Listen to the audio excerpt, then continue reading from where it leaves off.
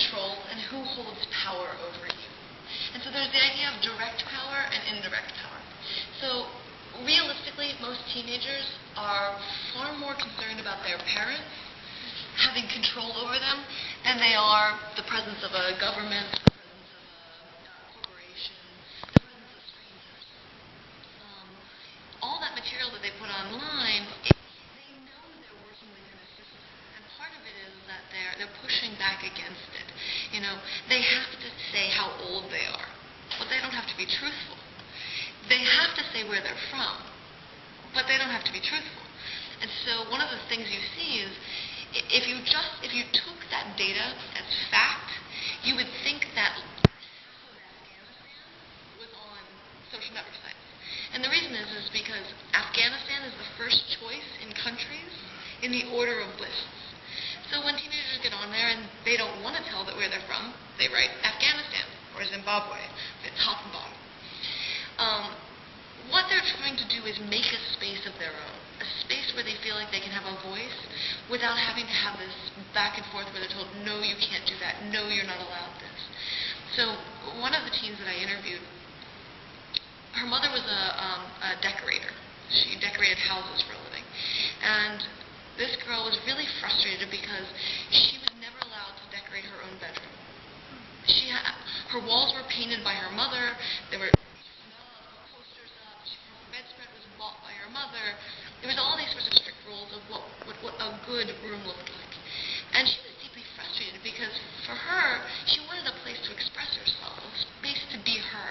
And she had so much fun with her MySpace because she could decorate it any way she wanted.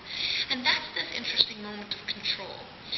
So it's not necessarily that these sites are private per se, but they give the teens a sense of privacy, a sense of control around this.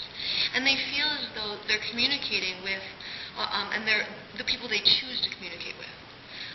The vast majority of profiles on social network sites by teenagers are actually limited in terms of who can see them, right? So either private profiles on MySpace or the friends-only structure of Facebook.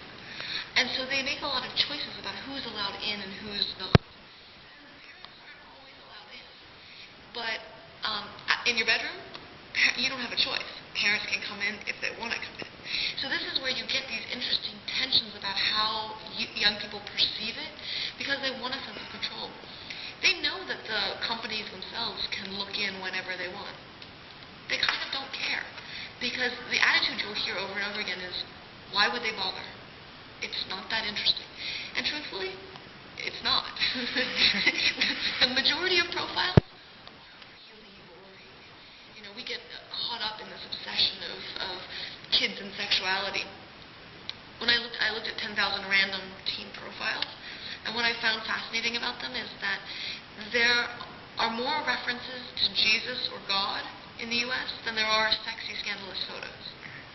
And so this is another thing remember, not unlike your country, my country is very religious, right? So you get this really interesting factor where we get obsessed with these media images of the risk and the danger and the big publicity. When most kids, they talk about Jesus being their hero, they talk about what they're doing at class, they talk about the terrible food in school, and so it's sort of like that. So that ownership is a sense of, sure, some people could access if they want to, but why would they?